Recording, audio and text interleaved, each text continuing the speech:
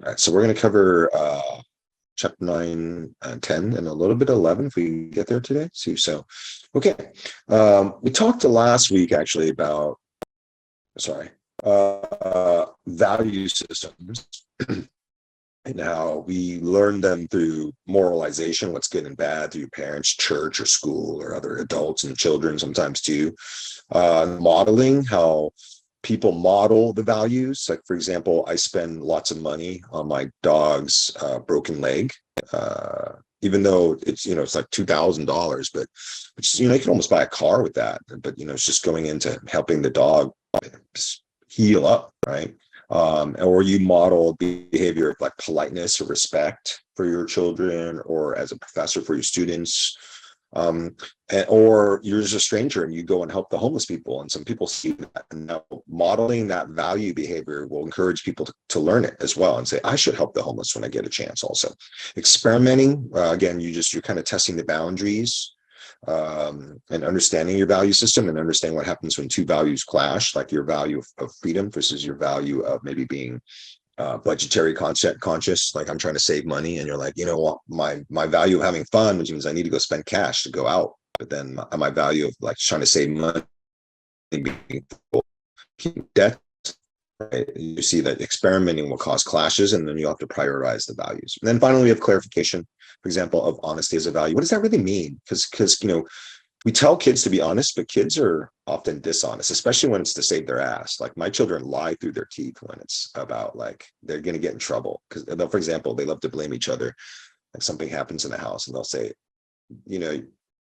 my sister did it, and then my sister, the daughter, will say, no, brother did it.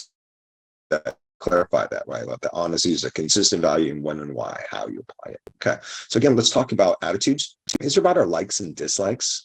All of us have attitudes towards different variety of things in life. So it's about the clustering of beliefs around a person, place, or thing, which causes us to like or dislike that person, place, or thing. Like vegetables, what is your attitude toward vegetables? Favorable or unfavorable? So when more positive and then negative beliefs are clustered around an object, the resulting attitude is favorable, right? What's your attitude towards, medical doctors? Favorable, right? Because you've had a bunch of positive beliefs associated with medical doctors more than negative beliefs. Now, when they're more negative than positive beliefs, the resulting attitude is unfavorable. So you start to have an attitude towards police officers, or attitude towards teachers, or your attitude towards mall cops, right? You all these things kind of cluster together to create a favorable, unfavorable attitude. And that attitude really kind of guides your behavior. For example, what's your attitude towards vegetables? Favorable or unfavorable? And to understand that attitudes guide our behavior. If you have developed a positive, I'm sorry, I'm cold. I'm not going to gesture that much. It's freezing here. I'm not even in Tahoe anymore. I'm here in Sunnyvale. It's cold and cloudy today. So I should probably wear a jacket. Towards getting a college degree. If it's positive, you're more likely to attend classes and get good grades. If you develop a negative attitude towards college, you're probably going to cut grades. If you have a attitude towards vegetables, your behavior will be eating more vegetables. It's just my internet connection is unstable, so I'm sorry. Hopefully that works fine. Attitude measurable. So we can place attitudes on a continuum, like a scale, really favorable at one end and then unfavorable at the other end. And not just if you like a product or not, but how much you like a product. So games, console games, right? You kind of notice a favorable or unfavorable kind of attitude and a clustering of beliefs that guide your behavior. I'm a big believer in positive attitudes as a result, right? Because that positive attitude guides all your choices and behaviors and things you do and say. And people around you. All right. And then negative attitudes are like cancer, like misery love company. So like you see, and I think it's the stuff that really makes life miserable. I would tell you, get rid of all the negative attitude people in your life. Like, go through all the people and think about like poor attitude, negative attitude, or versus positive attitude. Keep all the positive attitude people around. So, all right. So attitudes you learn. So we have attitudes in just about everything we know. These attitudes are learned, right? We talk about how values are learned. Same thing with attitudes. People are not born liberal or conservative, and learned, and you share the same attitudes as your family. That's really like politically or religiously. Some people are big tippers, some people tip, and other people try not to, right? It's really, really interesting.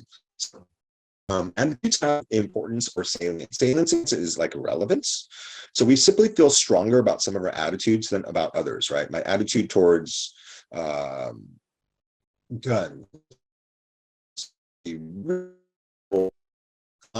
about that, but not really in the sense that I think that everyone in America's got the right to have a gun, whether you like it or not. That's just true because we have the Second Amendment.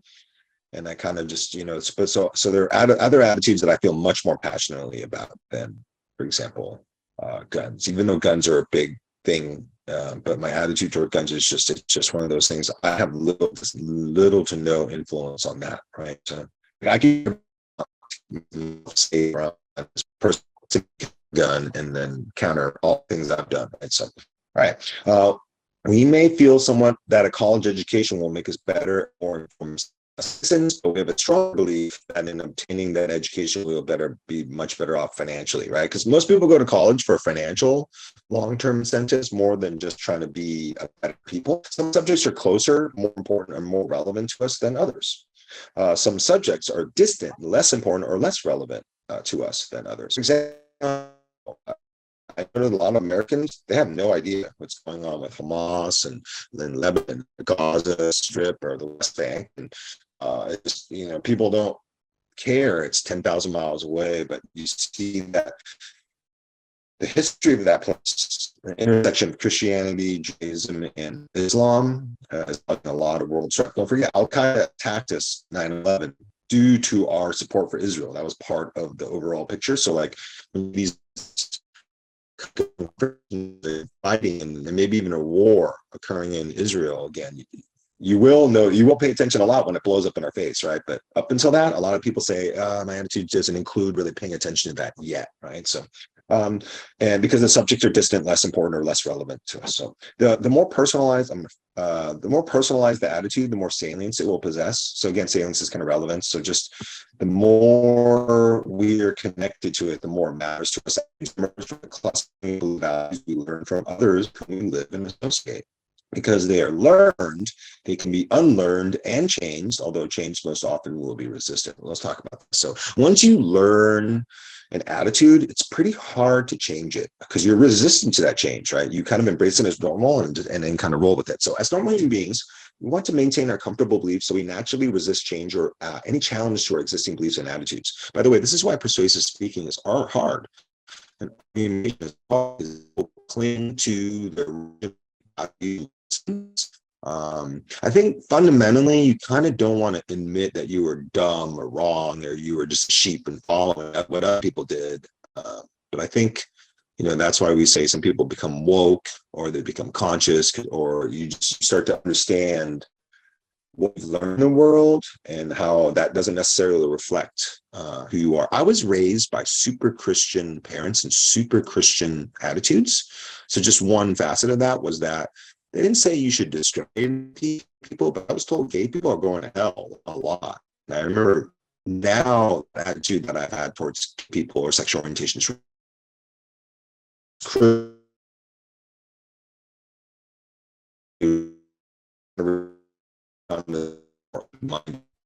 think people are born gay and they don't choose there to discriminate people for came in. 2% of the world is LGBTQ and 98% of the world is heterosexual. So you see there's been massive domination by or discrimination against that tiny minority group. And then you see the transgender or even a tiny subset or like less than a point percentage of that 2% of LGBTQ community. You kind of see so many anti-trans laws now because they're easy to pick on, right? Even more easy than the people, right? So we're constantly, as a critical thinker, you should always know this leads to thinking when you naturally resist challenges to your existing beliefs and attitude, right? And like a dogmatist is somebody who's like literally so stubborn that they don't change even though they see it in front of their eyes. And we're in a constant fight between our natural urge not to change and then our skill at critical thinking that tells us to be open to new ideas. So you really see that human beings are kind of got, what we call stasis. They're always looking for balance and simplicity and not changing, and they're actually resistant to change. So it takes a good true critical thinker to change attitude towards something when you originally were taught the other attitude. Cognitive dissonance. So this actually comes from communication psychological theory. It's a really, really good basic theory to know. Cognitive meaning your mind and your brain, and dissonance meaning some kind of tension and stress, right? Where if humans feel tension and stress, we want to fix it usually because we don't like the stress.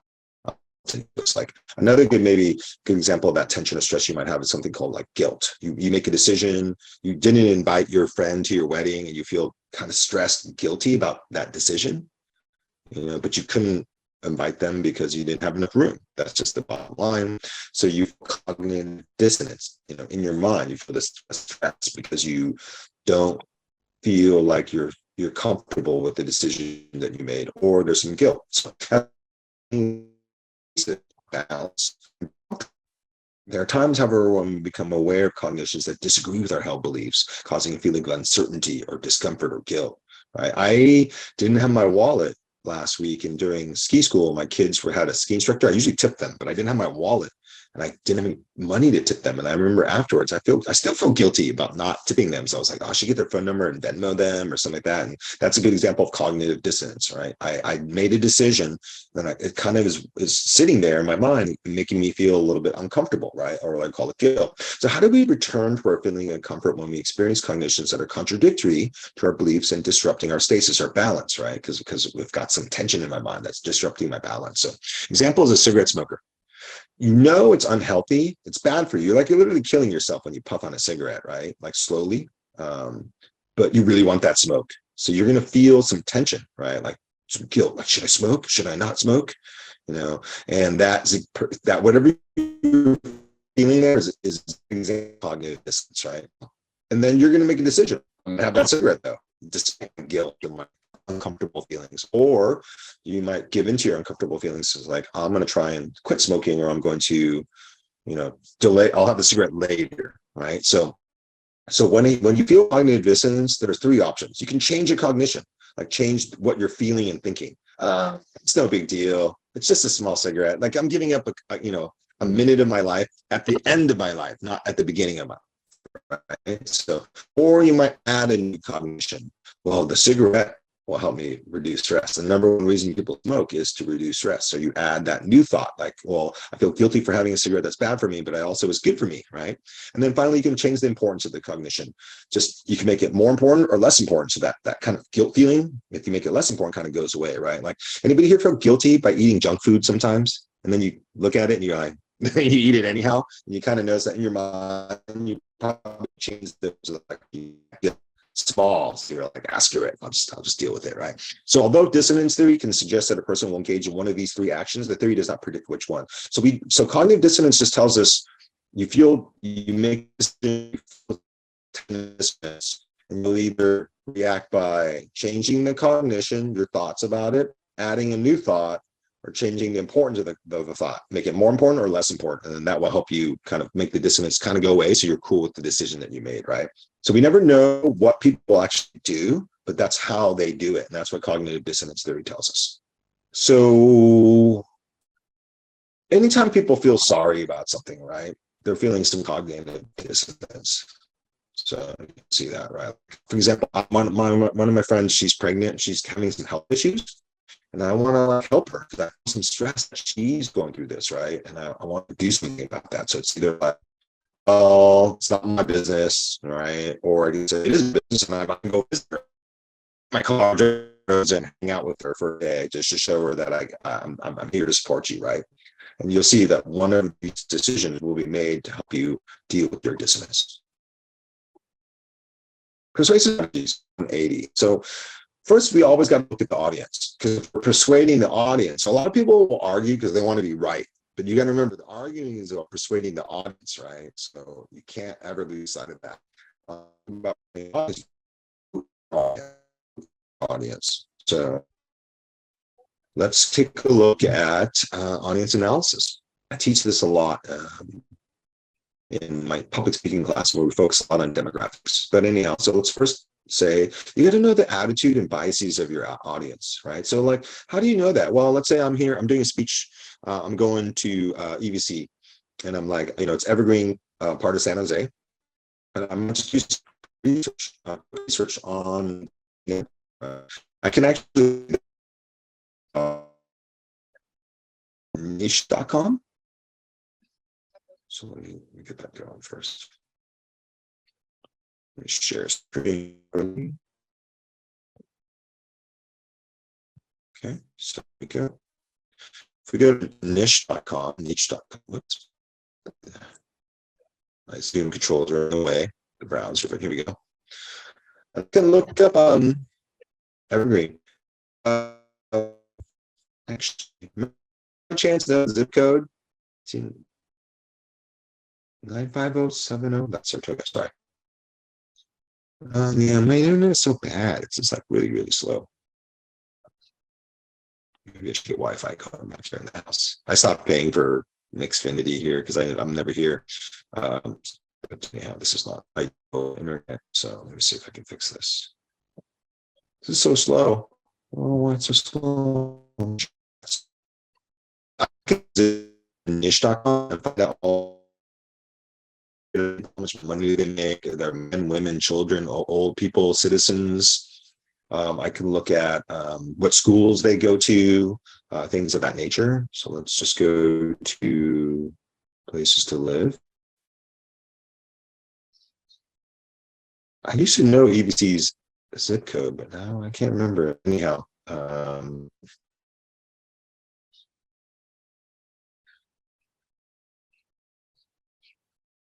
not going to do it because this is not working horribly. So anyhow, niche.com, great way to actually find out something about your audience and the zip code that they live in and what type of people there are. And you're going to find the Evergreen's pretty mobile, right? Really different from the rest of San Jose. Much more wealthier, much more educated, less Hispanic and Asian. Well, actually, that's probably pretty mixed, pretty diverse actually too. So that's how we can find out to the politically where they feel, economically where do they like, and how educated are they, or master's degrees, like they're all a bunch of engineers and tech people. And then number two, you want to know how the audience feels your persuasion. So for example, if I'm saying, hey, I'm going to say Legoland is better than Disneyland. That's my speech topic, right? I'm going to feel like, man, what happens if my audience is full of Disneyites? Then they'll totally disagree with me as soon as I mention that, right? And they're like, Legoland sucks compared to Disneyland, right? Or they're pro more, a little more Legoland, right? So you can do that also by asking them a quick question, like doing an attention getter in your speech, like how many of us have been to Legoland, right? How many of us been to Disneyland? And you get a quick feel from your audience about how they feel about the persuasion because of what they've done. You can also third, you also want to look at, as much as possible, know what motivates your audience. Is it money? Is it cultural values? I saw yesterday, when I was driving down, and there was a Adopt a Highway sign, and it said Sikhs of Tracy, right? SAKH. Sikhs are kind of a ethnic group within India and Pakistan, and they have the long beards and the long hair, and they wear the turbans, and they often were warriors back in the day. If you ever saw the one werewolf movie, where the British rich land noble guy is an actual werewolf and night and goes and kills everybody, but he's got a bodyguard, a Sikh bodyguard. He's got this scimitar, this carved swords. If you have to look at, and so you learn as much as you can about what motivates your audience.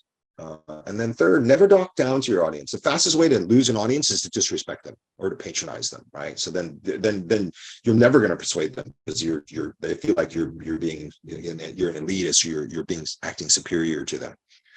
Why is my Zoom button showing? Okay, I'm not sure. It's blocking my camera. Okay. So it's a little bit different. So, and then finally, talk to the interest of your audience. And again, you have to know what your audience is interested in. Is it cars and muscle cars or JDMs, motorcycles? Is it video games? Is it anime? Is it boba? By the way, I had like super good boba yesterday, but it was like $10 each. You had to buy the cup, a jar, not a cup. And but I'm back in the Bay Area, lots of boba galore down here, right? So find out what the audience is interested in and kind of focus on that, because that's how you connect with people. And then also make sure your audience understands the importance of them to the goal of your persuasion, that you care about the audience, that you're here to speak to them and help them and persuade them and make their lives better, right? Never lose focus, because again, people are always trying to say, I'm right, or they're right. But you always think about, when I'm speaking, everything ties into, I want the audience to know that I care about them and I'm here to help them, and that's why they should listen to me. And then make sure you stay consistent across the board, right, about all the things that you're doing. And then finally, be clear about what you're really, really trying to do in your persuasive strategy, which is why your thesis statement in the beginning is so important.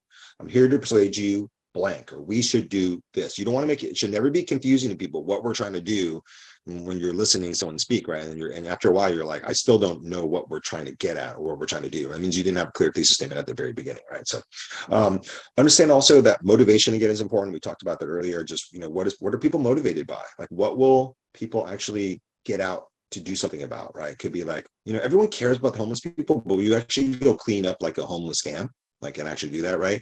Or how motivated are you by money or vacation or things of that nature?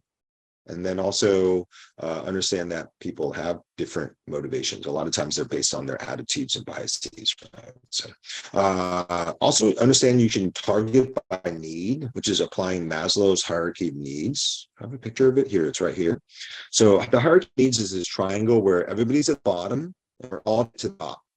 But first, you need to take care of your physiological needs, which is you need to have food, air, water, sex, sleep, homeostasis, again, which is kind of the balance.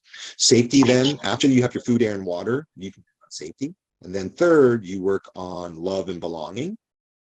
And then esteem, and then self-actualization. And you can't skip steps. The idea being, for example, let's say love and belonging. I want to invite you, I want to be friends with you. You're struggling for food, air, and water. Right? It just shows you that you need food, air, and water, not friendship, and you really can't get friendship. And that makes sense, right? If a friend has no stability in their life and they're hungry and they're homeless, it's really hard to create a friendship with them, right? So you can take the hierarchy one step level at a time, and that's Maslow's hierarchies. So again, you target people and by what they need. So if they're struggling for physiological needs, you persuade them to get them their physiological needs. If they're struggling for safety, then if they're love and belonging, then you realize that's what you give them, right? And then esteem, and then self-actualization. So you can't tell little children like, oh, I want to persuade you to be self-actualized, because they're struggling probably on the safety, love and belonging, and esteem levels, right? And so you can't skip steps. So our idea is figure out where your audience is on the hierarchy of needs, and then target that need. All right, so changing attitude and stasis. Again, stasis is kind of like being at rest or balance. Stasis is a good idea. Is just think about water. Water spreads evenly and always seeks stasis, right? Water can't cook it. It always is flat and spreads as much as it can, right? So water is a great metaphor. By the way, water is a great metaphor for philosophy if you understand Bruce Lee too, right? He's always saying, like, be like water. It takes the shape of whatever it's in. It's fluid, it can be vapor, it can be gas, it can be frozen, and it's important for life. And just it's a great, if you ever read Bruce Lee's philosophies on water and life, it's really, really cool. All right, so critical thinkers need to remember that before anything can be persuaded to do anything, anyone can be persuaded to do anything, that person must be pushed off their stasis, right? Because they're always seeking balance and rest, and maybe it makes not them lazy, but makes people simple, right? So as long as a person is comfortable in his attitudes and behavior, he will not change, or she will not change, right? So only when a person experiences a significant amount of discomfort, like maybe cognitive dissonance, you can see that there might be an alternative attitude substituted. So this new attitude, once adopted, will allow him or her to get back to a state of comfort or stasis, restoring the balance between his or her beliefs, values, and attitudes, right? So the focus of the chapter, let's wrap up chapter 9. In this chapter, I wanted to focus on understanding the needs, values, beliefs, and attitudes of the audience will help you plan an argument and a strategy that will make you more successful. The key ideas we examined here were our beliefs and values lead to our attitudes, which guide our behavior. We as humans want to be comfortable, so we strive for stasis or consistency between our values, beliefs, attitudes, and behaviors. And only by first disrupting the stasis of our audience can we persuade them to a new position, right? So we need to make people uncomfortable so that they will challenge their beliefs and values and behaviors, right? Because most people don't want to do that, and they want to be consistent and stay with what they know. And then we can discover what motivates the audience of our argument by understanding their needs. Again, that's applying the hierarchy of needs by Maslow. And once we understand their needs, which can maybe be different than our needs, we can target those successful persuasive appeal. All right, so let's go to chapter 10. Finish my coffee here. Chapter 10 is decision making. My controls. We'll call this judging and arguing. So, making a decision can affect lives. There was a texting train engineer who crashed and killed 26 passengers, including himself, and the train had 222 people aboard, right? Just on his phone. So you're going to be making decisions such as like career goal, appropriate major, should we buy this car, where should I invest my money, I'm choosing a mate, a spouse. All decisions can be made better if critical thinking skills are learned and understood. Being a good decision maker involves good preparation, sound reasoning, and at times some luck. You don't always control all the variables in a situation, in a decision, so you just go with nature of decision making. We're called D/M, right? That's for decision making. We're on page 190 in chapter 10. So first thing is we live in an age of information. We have the internet. We have more available information to us than we did 100 years ago as a human being. So it's pretty amazing difference, right? So we live in an information age. What a human being has ever existed in that the first 100,000 years of our human history. So there are two types of decision making. We call voluntary and involuntary decision making. If you understand have you ever heard the phrase involuntary manslaughter or voluntary manslaughter? Manslaughter is the feeling that you have a choice. The decision that led to someone dying versus involuntary decision making is you didn't have a choice, right? For example, you were going into a light, you was straight, you crashed into a car, turned left, you were going to crash into an old lady, and if you turned right, you were going to hit the school bus, right? And then so whatever you decided is involuntary. You had to stop, and you had hitting the school bus and killing some children, so they call that involuntary decision. You didn't hit the school bus on purpose, right? It was an accident, but it died, so there's going to be a crime there. All right, so let's learn more about involuntary decision making. So it's reactive. You have a decision to make and you just react. Them a lollipop, most kids just grab the lollipop and put it in their mouth, right? They don't think about anything. So it's an involuntary decision. They're just reacting. It's not thoughtful. It's not analytical. They're not using their brain at all, just following impulse. Involuntary decision making, learned pattern, acting, thinking, or feeling. Involuntary decision making is made out of habit, reflex, or repetition. We are not born with these patterns. We learn them over time. And involuntary decision making acts can serve our higher mental functions for more challenging and demanding tasks. So our brain basically says, I don't want to put that much time and thought into this decision, so I'm just going to kind of do this because I always do this, or I'm trying to do it this way, and you don't think about it, you just react, right? And then a lot of that, the reason for that is our brain is just saying, let's save our brain power for more important decisions later on, right? And that's kind of why we lean towards this involuntary one, which if you react poorly, you're gonna make a lot of poor decisions, right? So let's see if we can kind of learn more about this. So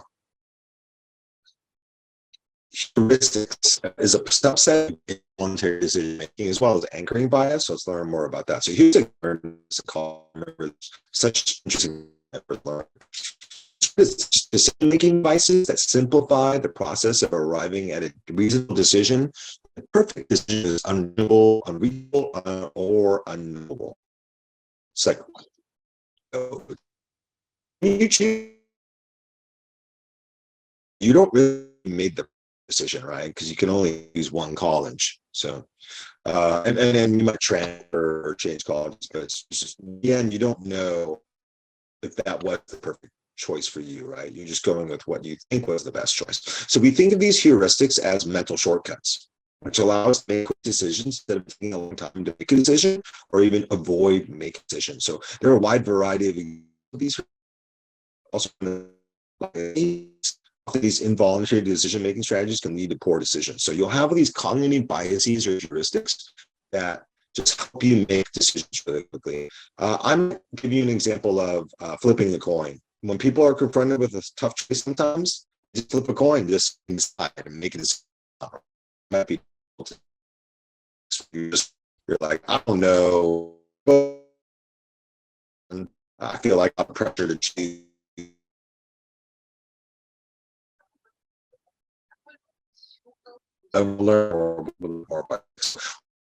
That people use a lot are called. So we used to rely on the first piece of information on a given subject.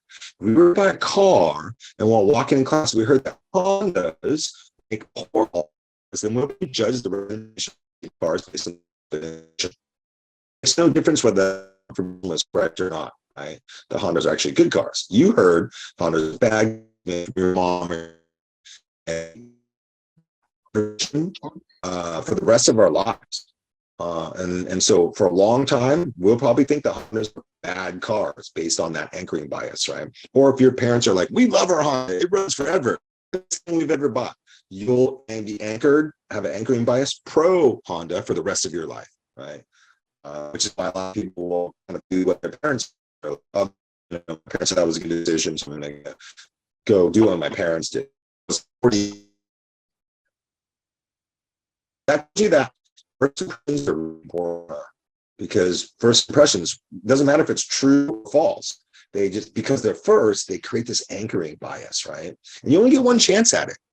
So the first time you go to McDonald's and you're like, your parents or your family or your friends are like, that was fun, that was great, that was cheap, it was good. You're going to have a pro anchoring bias positively towards McDonald's, probably for the rest of your life. You go right, full of preservatives, makes you fat. You might have an anchoring bias against McDonald's for the rest of your life. And I've seen this because I've gone to McDonald's and I've had friends look at me like, what are we doing here? This place sucks. This isn't even real food. And I'm like, well, it's convenient and there's no other options, right? So like Star subscription, right? And then I've seen it also where people are like, they love McDonald's.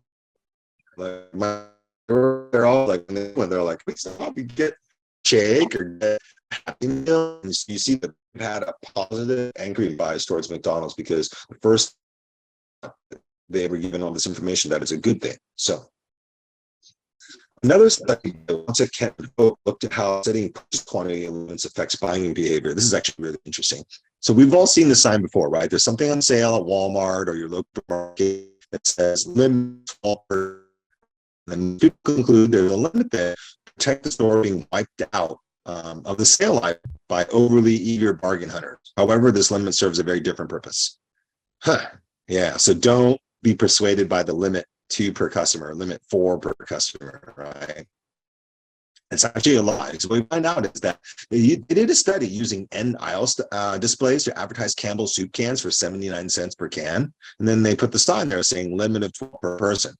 What they found out is that their sales go up because people think, oh, if you can only get 12, it's got to be a great deal, right?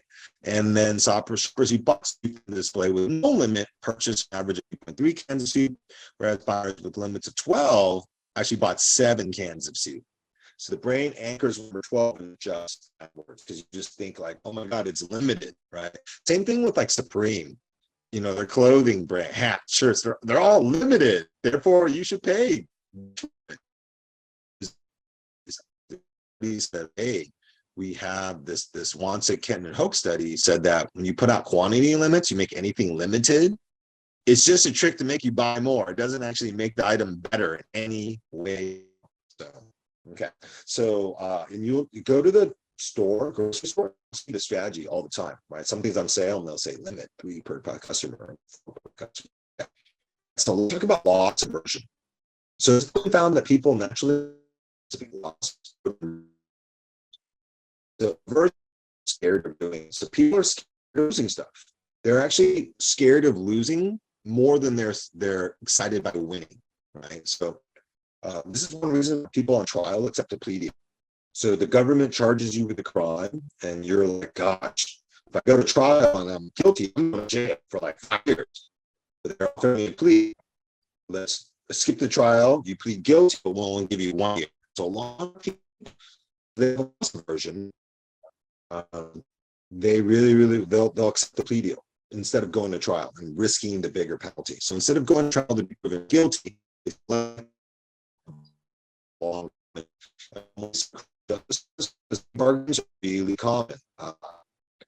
If I looked on my phone, I want to say probably 90% of criminal charges being pled, bargained out rather than going to trial, right? So trials the trial push you jail, they will not deal anymore. Right? But what a deal saying, hey, let's say I'm in energy money, and so we'll give you a better sentencing deal, right? Be careful of that. Our loss aversion makes us take plea deals, and maybe so innocent people actually go to jail because they take the plea deal rather than risk the trial, because they're like, I'm innocent, but if I go to trial and lose, I get in prison. And that is them taking the deal. Like, I'm innocent, guilty. Overconfidence bias. This is when someone has a false sense of confidence. We see this all the time. People are just egomaniacs, or they have limited information, or they think they know what's happening, but they don't. So they're overconfident. And one of the biggest ways to war is estimate your enemy. That's a good example of also underestimating somebody as a result of overconfidence. Right? You underestimate them.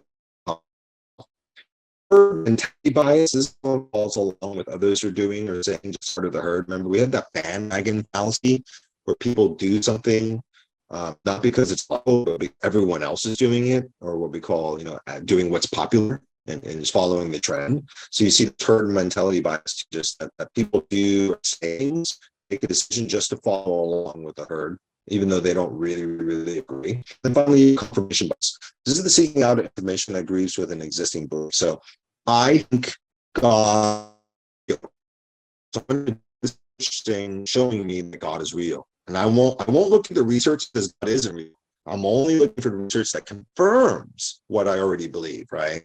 So you kind of see that we call that an echo chamber, right? You only hear what you want to hear because it's an echo chamber. So people need to get out of the echo chambers. I was actually reading this article, this one of the actors, about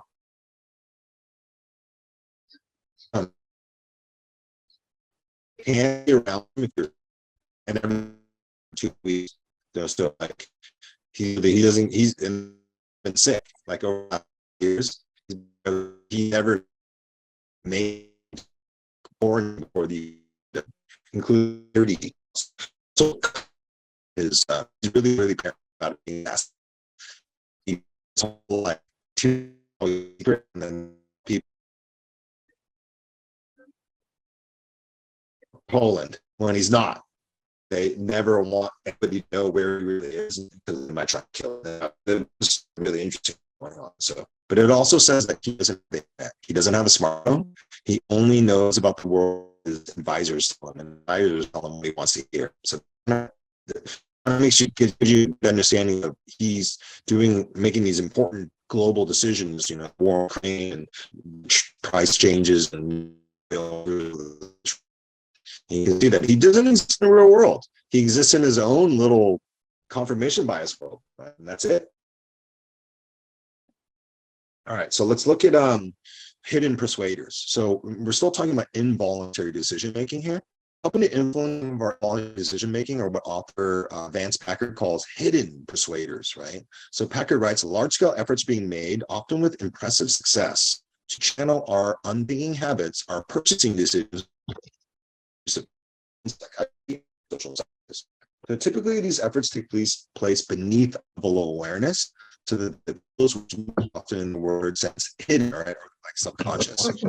So the result is manipulated far more than we realize in patterns of our everyday lives. So let's take a look at this ad where you see the Pepsi can with the Coke cloak or cape, right? And say the original one says, "We wish you a,"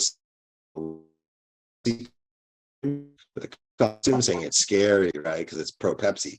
Then you can see Coke says, "Everyone wants to be a hero." So you can see the Pepsi can wants to be the Coke, wear Coke cape, because the Coke is, it's heroic. And so like, think about the hidden persuaders in here when you look at these ads. First of all, it's red, white, and blue. What color, why are those colors important? Because they're very patriotic, because, on 4th of July in our flag, it's red, white, and blue. So you can see that maybe on a subconscious level, because it's red, white, and blue, right? And then you also see the Superman or the superhero illusion with the cape. And then you reference the Halloween holiday, and then also references a hero. So hidden persuaders, very, very, very effective. There's so many examples of this, by the way. The research shown people that if you do these little things, you can use. It has nothing to do with more. It's gleaned from psychiatry and social sciences. All right. So, do we make more decisions as we get older? Like I'm getting older. Poor decisions? Well, especially when you're elderly, right? So from the Los Angeles Times, October 1st, 2013, a study published recently in the Proceedings of the National Academy of Sciences, by the way, which is as good research as it gets, because it's the National Academy of Sciences, right? I would point that out as a warrant in my argument that my sources are better than any of this up there. And so this is very reliable. And it said that basically our ability to make wise choices changes over time and actually declines with old age. So yeah, old people do make poorer decisions. And this on that decision-making ability of people older than 65 was worse than that of adolescents. Yeah, so we do. The older we get on the road, what we eat, who we hang out with, where we put money, can be, the research says that people over 65 actually make worse decisions than little children do, right? So interesting. All right. So now let's talk about voluntary decision making. So this is totally contrasted with involuntary decision making, right? Where involuntary is like you don't really have much influence or say about why or how to do something, but voluntary decision making, you do. So, in this mode, decision makers examine criteria, like a set of standards, such as goals, the people involved, the occasion, and constantly applying his or her brain processing skills to these criteria in order to make the best possible decision, right? Making a voluntary decision, for example, where to go to college. I get into 6 colleges, so I have 6 choices. I have to choose between one of the 6, right? And they're all pretty different in terms of tuition, classroom size, faculty, the major, right? Like financial aid, rural, suburban locations, urban location to weather. So basically, the voluntary method is much, much more challenging. You have to use your brain and make a decision and go through all the information. I want to buy a car. I do lots of research on cars. There's a lot of choices out there, and you only get to buy one car this one time out of like the 5,000 choices. So I do a ton of research, and sometimes it gets overwhelming. There's so much cars and car information about trying to figure out which car is best for you, right? It's very, very challenging. So you see volunteers challenging. Decision making allows a person to examine all of the information available, all of the decisions alternatives that are known, and the decision consequences again within the time limits they have before he or she freely selects one alternatives. So influences on voluntary decisions. So making voluntary decision making means that the decision maker is an active participant in the process of making a decision, right? You're not doing an involuntary, habitual, reactive choice. So yet, even though when making a voluntary person, figures, one's peers, groupthink, and the interpersonal needs for affection, inclusion, and to help guidance or direction in the decision. They have no special knowledge or insight, but we tend to believe what they have to say. Right? This may include friends, members of family. When companies want to market a product, they will use spokesman or spokesman believe on trust. The more we trust a person, the more, sorry, that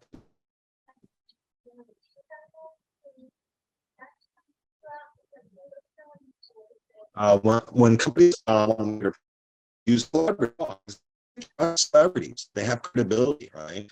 The more credibility or ethos that people have, the more likely to trust them and let them influence the decisions we make, right? So if you're super smart,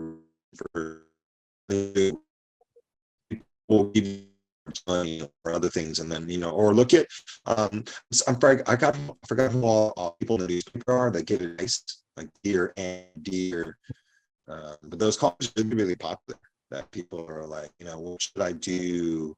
Friend is doing this or that, or I think my spouse is doing this or that. Right? So those that accept as having knowledge on the topic of examining, like example, they're expert.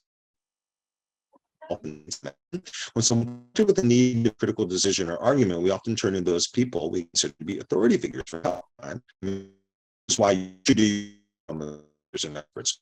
Those right? I don't care again what generic people think about like gun control. I'm more concerned about what the experts say we can do, right? Because they know specifically what steps we can do that might actually make a difference. Whereas I know a lot of students, a lot of people are like, yeah, gun control, but what's that mean? Long universal background check. Are we going to ban assault weapons and quote unquote what an assault weapon? With pistol grip, has reloadable magazines, semi-automatic or automatic features in the scope, right? And so that's why you got to actually like look into the specifics of the argument. All right, so social psychology, Stanley Milgram, Yale, 4 series of experiments, which demonstrates the degree of control people have when authorities have over us. So, good the wishes of a person, he or she not want to disappoint. So you should be familiar with the Milgram experiments from like the 1930s. And so we'll describe what it is right here. So Milgram's experiment was about electrocuting people. They asked questions and answered wrong, you would get shocked, right? And so what happened though is you had the person in the room, and then they could not see the person being shocked. They were so if they got the answer right, you would let the move on to the next question. Press the button, theoretically shock the person for the wrong answer. So you would hear them, you ask them a question, and then you hear they'd be in a different room, and they'd be like, oh, do you like bananas or strawberries? They would say strawberries. And then the person would look at you, who's in the room with the figure, and say, press the button, it's the wrong answer. And then everybody press the button, you hear the, and then they felt really scared and guilty. And after a while, every time there was a wrong answer, the people didn't want to press the button to shock them. But the authority figure in the room would be like, it's your job, it's your duty. They got the answer wrong, press the button, right? And what they found out, and by the way, nobody was being shocked. It was just an experiment. So there's a person in another room, it was all fake. And what they were measuring is, will you follow the instructions from the authority figure where they're telling you they got the wrong answer? You found that people didn't want to sound really upset about it, but they kept pressing the button, which showed them that people will do stuff even though they don't want to. If the authority figure is there and come, you got to do it. Right? The authority people you trust, and they're like, they know what they're doing. I don't, so I'm going to do what they tell me to do. Right. So and you can actually watch some of the Milgram experiment. I believe it's on YouTube. That just and that some people were like, I'll press the button, no problem. They got the answer wrong. It's their fault. Other people were just, I can't press the button. I can't press the button. They're like, press it. And they're like, okay, right? So it also goes to show you how prison guards can be really evil. And that was a Stanford prison guard experiment that came out almost 40 years later, but it shows you that people will follow authority. All right, so the peer influence. So peer pressure can be very influential. That's on by Keanu Reeves. This is actually Keanu Reeves in 1982 when he was a kid. So researchers discovered that no one surprised that the initial decision for using drugs, having sex for the first time, smoking, and even shoplifting is made as a result of peer pressure. Right, when people your age that you respect pressure you into something, we generally go along with it, right? So when we decide that the only acceptable decision is one that conforms to our peers' point of view, we severely limit our alternatives, right? So the strength was we a teenager, so that's what I don't know, 14 to like 19 in America. They care more about peer influence than anything in the whole world.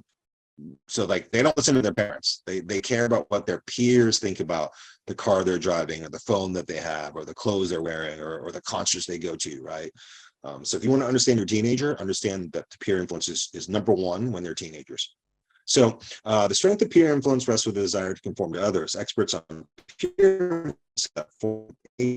on a person is likely to think how their peers will view them based on the decision they're about to make. So every decision they make from like 12, 19 is based on all friends in school people think about what I'm wearing or what I'm doing or who I'm hanging out with more than it's it was cheap and my parents think it's a good idea. So peer influence is huge. And this, by the way, I have this movie up there, true story about in Milpitas School, where classmate murdered, and they body, and they didn't tell the cops and tell anybody, and they just kept telling their classmates, and then the classmates would all go and visit her and look at the dead body and kind of trip out about it, and then no one told the cops for like a while. So the movie is about this real life story in Milpitas High School, like the early 80s or late 70s, but all these high school kids who find this murdered classmate, and then they all have peer pressure not to do something about it. They all just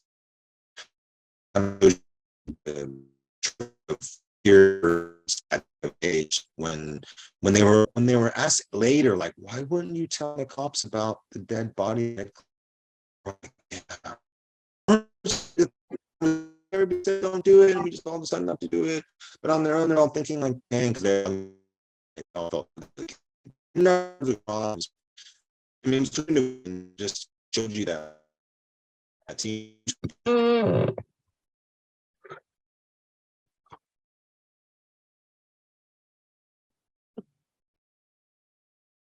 Matthew, not sure if you're making those noises, but all right, okay. So let's talk about groupthink. So now we're talking about making decisions in a group and how we make poor decisions to do the group. A lot of it has to do with kind of pressure as well. So interpersonal needs of inclusion, which also guide our decision-making process. This is William Schutz. He identified needs to need for including the need for control. So these things will influence the decisions that we make. He calls this our interpersonal needs theory, and our desire to fulfill these needs will have influences the voluntary decisions that we make. So first, we have the need for affection. It's our desire to be loved and in turn to give love. This includes the desire for emotional intimacy and close relationships. So you'll make a lot of decisions that aren't always logical, but you'll be like for example, I feel peer pressure not to tell anybody at the school or the parents, cops about this murdered classmate we have that we know where her body is, right? Because I feel like I need, if I snitch out her and then my friends won't like me, I'll lose my, they won't love me and then they'll reject me, right? So you have this, just because you want to be close to the people, you'll go along with what they're doing because you feel this need for affection. You don't want to upset that, right? And then there's also the need for inclusion. This is the need to be part of a group, organization, or family. This is the desire to be a part of something important to be a family or even a supporter of an athletic team, like maybe a Warriors fan or a Sharks fan, even though they totally suck. I was just reading an article about how bad they are this year. They set some pretty bad records so they used to be really, really good, right? And then anyhow, I remember when they actually joined the league and San Jose got its first team too. So mid-90s. So a lot of times we'll do things because we so we don't agree with it, we'll go along with it because we just have that need for inclusion, right? And then finally, you have the need for control. And this is where we need to exert some power or influence over the decision-making in a relationship or group where you are a member. When your ideas are respected, you are meeting this need. And so people make decisions based on not what's best, but because like I can do the decision and gives them power and control over the group. Right? So some people are cool with that.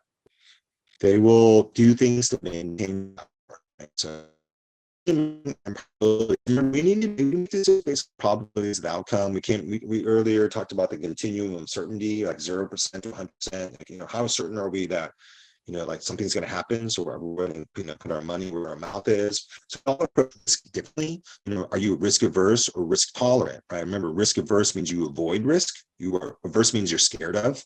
And risk tolerant means that you actually are, you're not scared of risk, and sometimes you'll go for it, even though there's huge risks, right? So, and the line would cross over from one side to the other, right? So, what's your threshold for like walking on a cliff, right? You know, you need to feel 50% safe, only 10% safe. You know, like 50% safe. There's a railing, right, and some signs. There's some risk of you falling, right? 100% is total safety, you know, and then 0% is there's no safety. So you go out, you can go up there and look over the cliff, but like lots of things might go wrong. You die. Control decision making. So again, we talked about the continuum of uncertainty, right? The scale of 0% to 100% probability, and the legal standard of beyond a reasonable doubt. That's so in criminal law, you have a standard beyond a reasonable doubt, and then in civil court, which is like you're just suing people, you know, landlord, tenant evictions, and business contract stuff. It's preponderance of evidence in civil court. So basically, a lot of people will say preponderance is 51%. So if you go to when you go to civil trial, if you preponderance on your side, right? Beyond a reasonable doubt, they will not define it as a statistic, like a probability scale and percentage. But a lot of people say, well, it's more than 51% because we know preponderance is 51%. So beyond a reasonable doubt, no, maybe it's 2/3, right? You're like 70% certain that they're guilty or not guilty, right? And so the idea being that it's translatable. The courts don't want to put a number on it. That's why they refuse to do that. But a lot of people, from practical reasons, they're always like, you're ever in a jury, you kind of got to figure out what is beyond a reasonable doubt, right? You're 80% certain, 100% certain. So we're all different in terms of threshold and have different circumstances in play. And sometimes you don't know, so you have to guess or just toss a coin, right? Because you really don't know. You don't have enough information. So.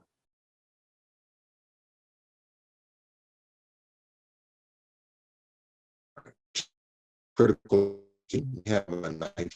So textbook psychology 12th edition, Carol Wade, Carol Travis, and Alan Swinkles list some important useful guidelines for critical decision making. So first, ask questions. Be willing to wonder. Always be on the lookout for questions that have not been answered by the experts in the field or by the media. Be willing to ask, what's wrong here?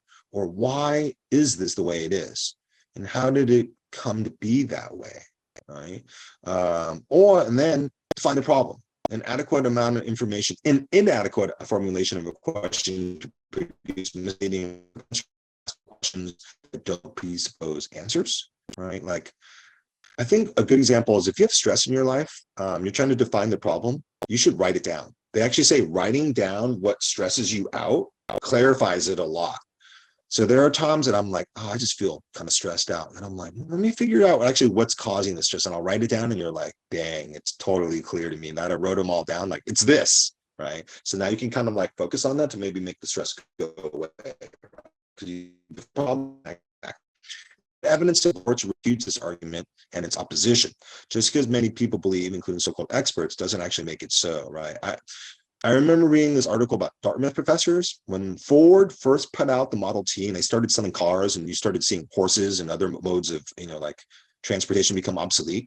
These two Dartmouth professors and scientists predicted one day when the horseless carriage takes over, the cars take over America, they said like thousands of people would die in accidents and collisions. And people laughed at them. They were like, what? That's insane. Like, how's a little car that goes 10 miles per hour, no headlights, had no seatbelts, no safety positions at all, take over the world, and then people will crash them and die in the thousands of people per year.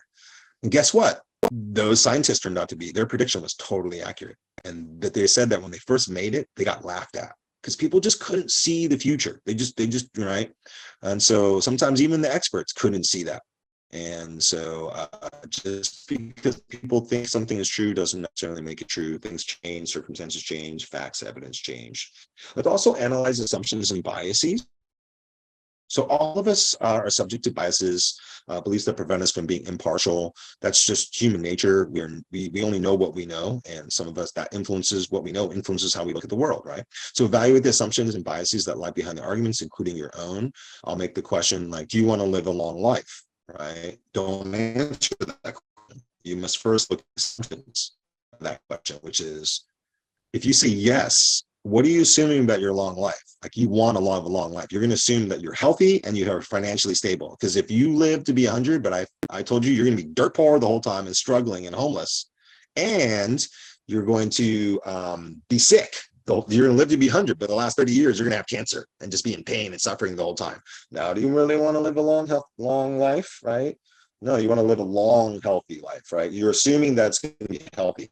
When people say, I want to live a long life, right? That's a big assumption.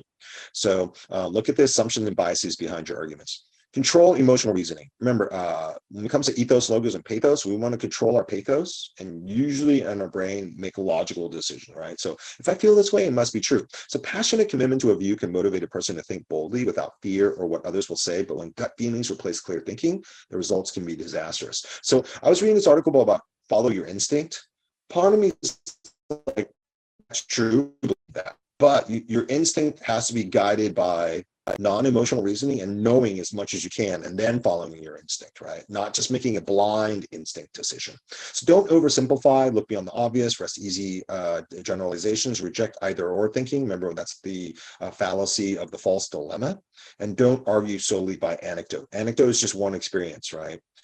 That's inductive reasoning. You know that inductive reasoning can be very subject to the fallacy of hate generalization. And so anecdote is just, just because you've had an anecdotal personal experience of something, like you got pulled over by a cop and the cop was nice to you, that doesn't make all cops nice, right?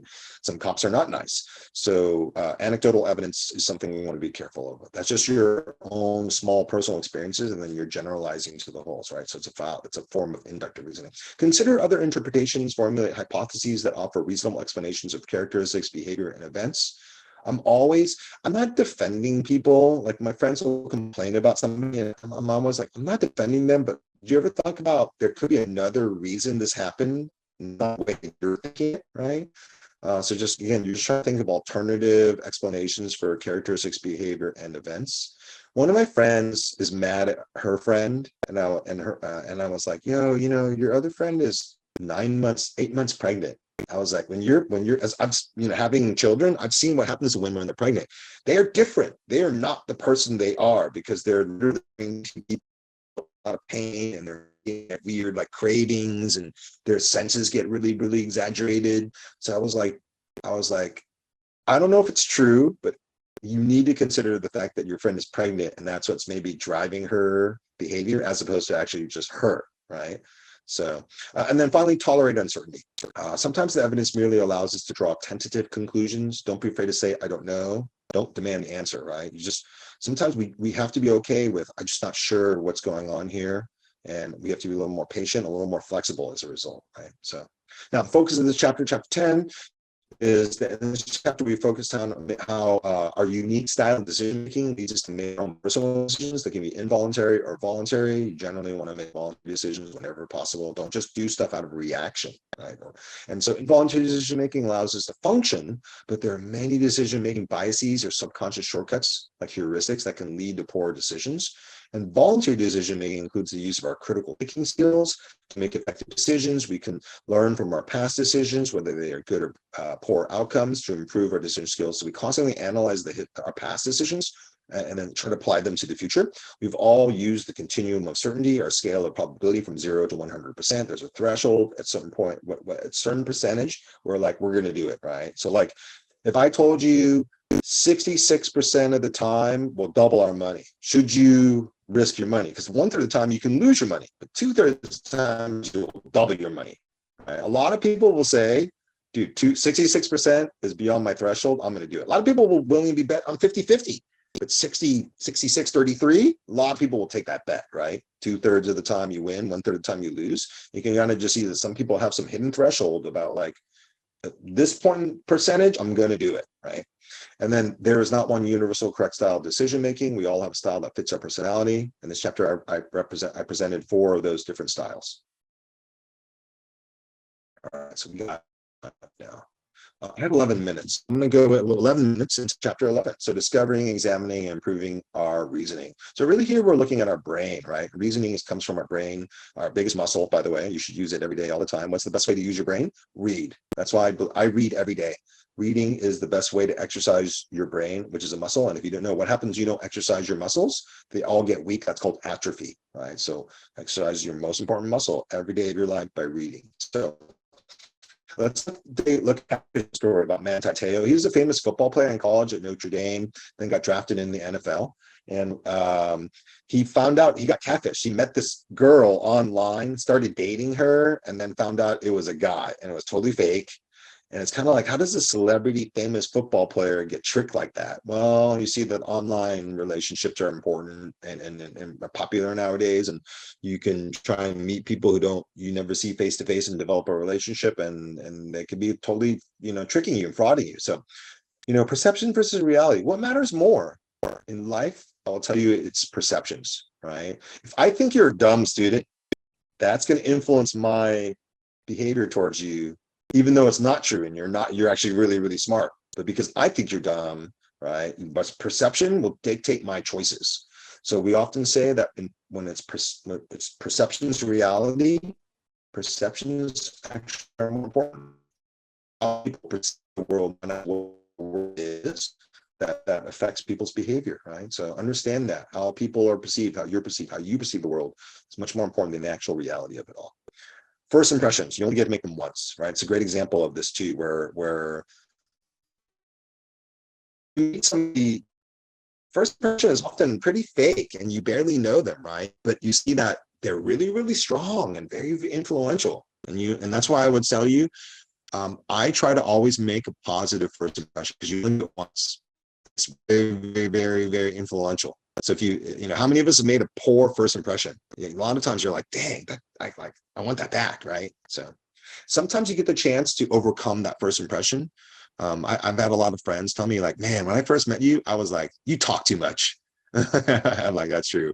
But as you get to know me, you're like, oh, actually, like it's not a bad thing that he talks too much. When I first met him, I was like, oh, it's a bad thing. He talks a lot. I don't, right? So sometimes you get every once in a while you get a chance to overwhelm that first impression because you just get to know somebody over time, right? Anybody here got an example of that where Matthew, if you've ever had a first impression of a business or a person and it turned out to be really false and you're like, oh, I'm glad my first impression was wrong, right? Or you're like, my first impression is right? So, and then reality isn't real. It's what's in our mind. I had this discussion the other day, right? I remember like we were eating some guacamole and the 4 of us were like, this is the best guac ever. And my one friend, Javier, he's like, I hate guac. And we were all looked at him and like, you're weird. Like you're Mexican. How can you hate guacamole? But I get it because guacamole in reality, there's no real guacamole. It's how everybody eats it, what they think of it in their own mind. And everyone's a little bit different, right? Some people are not into the texture of avocados. So they're just not into guacamole. I think they're crazy, but right. That's the idea, right? It's just that reality isn't real. It's all in our mind. I think if you once you grasp that, you can understand the world and people a lot better. That there is no reality, right? Some people look at a cup and see it half full. Other people look at the cup and see it as half empty, even though it's in reality it's half full and half empty, right? You kind of see that it's all how we perceive the world. So perception process, let's learn more about that, page 217. So it's about select, sort, and interpret. So we select things to perceive, we sort them out in our mind, and then we interpret the event or the behavior of the person and to make it all fit, right? So first we select cognitions for environment. Now, there's just something to assign, or someone who wears a shirt that's something interesting, or we just see people with a unique hairstyle. So we select all these things in the world and we think about them. And then we sort them out and organize these cognitions. Just, is it a person thing, a business thing, is it, whatever. And then finally we interpret it, our environment, by attaching meaning to our cognitions. I saw somebody not tip the other day. And I remember thinking like, oh, okay, they're poor, they're cheap. Maybe they had a bad experience, right? But you don't actually know the answer. You're just perceiving it, right? So it's pretty interesting. All right, so selecting and sorting filters. So perceptions are filtered, for example, by your psychological condition. And like maybe you're mentally worn out. So that will influence how you perceive the world, right? Your physical condition, your body, how tired you are, how fit you are, how stressed you are, the language that we're using, our formal learning, our education, our experiences. Because remember, people are what they know, and that's all they think they can be, right? You can only be what you know in the world. So, like, I've met people who they only know what their parents have told them because they got homeschooled and they're pretty isolated and insulated. And then they go to college and they're always like, their experience pool, it's just really, really expanding their experiences. And they're realizing that what they knew about the world beforehand is very different from what they're experiencing it now, right? And then finally, our expectations. When you're on a date, don't have expectations. They cause trouble, right? Because I have this thing, self-deprivation hurts. So if you want to know how people feel really miserable, it's when you expect something to happen and then it doesn't. That's called self-deprivation. And that's why people feel really, really butthurt by that. So be careful about expectations. You have expectations in the date, or you expect to get an A in the class and you get a B. People are upset, right? Right. Or you expected to get this for your birthday present, but you got something else, right? So you see that happens all the time. So just be careful. There's research that says psychologically, I gotta plug in my computer real quick. Battery's dying. That's it's called relative deprivation. It's when people have an expectation to get something, then they don't get it. They are emotionally very, very hurt. Have you ever heard the phrase like, another good example of that is, I give you something and then later on I take it back, right? You're when you get something and someone says this is yours, you expect it to be yours, right? And so if you lose that object because that person takes it back, you'll feel very upset, and that's called self-deprivation. So, sorry, I gotta find a plug. I can't remember where in my office I have a plug. It's been such a long time since I spent time in here. Had a power surge thing here. The only thing I have in my office is I have like 10,000 reams of copy paper, like a lot. So, because everything's gone digital now, but beforehand, I was always printing like legal work. So, okay. So, do we have 4 minutes? So, we'll stop on reality testing. So conclusion of this perception process is our reality. So we go through, we select, sort, and then interpret, and we kind of create this reality, remember, which is an interpretation of reality. So we create our reality from the process of perception of an environment. In the graphic, environment was the accident, while one person's the driver, reality, the biker's mistake. Reality we reach is actually an illusion we create from the environment, right? Because it's just a perception of reality. There is no reality. You can kind of say, there's a great example of like the guacamole, or I've seen people watch a TV show and there's a joke and some people laugh, other people don't laugh, don't think it's funny, and other people are offended by the joke. I see, like, it's just this joke, which is probably the same way said, done, but like everybody interprets the joke a little bit differently. It results in but others, from the differences in our realities, not what actually is in our environment. We argue that we have perceptions of reality, right? We watch a basketball game, and the one team wins, and everybody's like, "That was the greatest game ever." And then, but all the people who their team lost, they're like, "That was the worst game ever," right? But like, can it be the best game and the worst game at the same time? Right? You kind of realize that like it's contradictory, but that's because our perceptions are different. So our reality is not real; it's an illusion that we create. So in essence, we do not argue that what is actually there in the environment, but what is our illusion of the environment. Okay. Now let's talk about reality testing. So here we can kind of say, well, I have this perception, you have this perception, they're kind of different. What was real, right? So we apply this thing of reality testing sometimes. So reality testing is the act of comparing realities with others in order to improve the accuracy of your reality. You watch a movie and say, that was a great movie. What'd you think? And your friends are like, that was great, right? And you're like, oh, that's reality testing, because we both perceive this movie as great, right? Which means that in reality, it is great, right? Well, that really just means that your two perceptions are consistent, but that doesn't actually make the reality. But anyhow, so you have a reality about a person, place, or situation, and a reality testing, you compare it with someone else's reality. The skill of reality testing provides the critical thinker a better way to handle their interpretations of people, events, and things in their environment. Remember, the critical thinker is not dogmatic. Right? You're not stubborn. You are adaptive and open-minded. The critical thinker is open to alternative realities in an attempt to make his or her reality more accurate.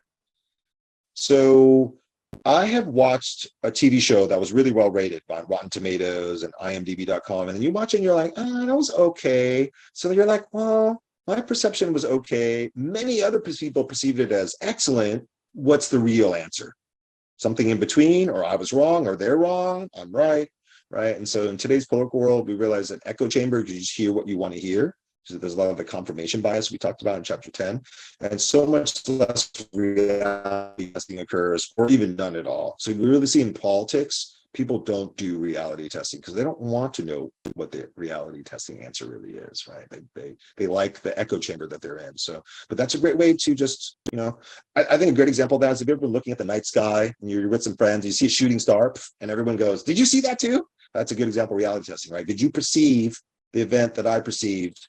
Because if not, maybe it didn't really happen, or you just weren't looking. So, right. But it's interesting to see if, like, did you perceive what happened same way I did? And that's a great example of reality testing, right? I love, for example, I'll listen to a new song and I'll talk to my friends like, what do you think about that song? Because in the back of my mind, I'm like, that's a great song. And they're like, that song sucks. And you're like, oh, maybe I just like that song. It's not that great of a song overall. Or maybe they're wrong, I'm right. Or maybe I'm wrong, they're right, right? So, okay. And then I'll leave off on stasis because whenever we talked about that's really, really important. Actually, I'm going to leave it up here. It's 10 o'clock.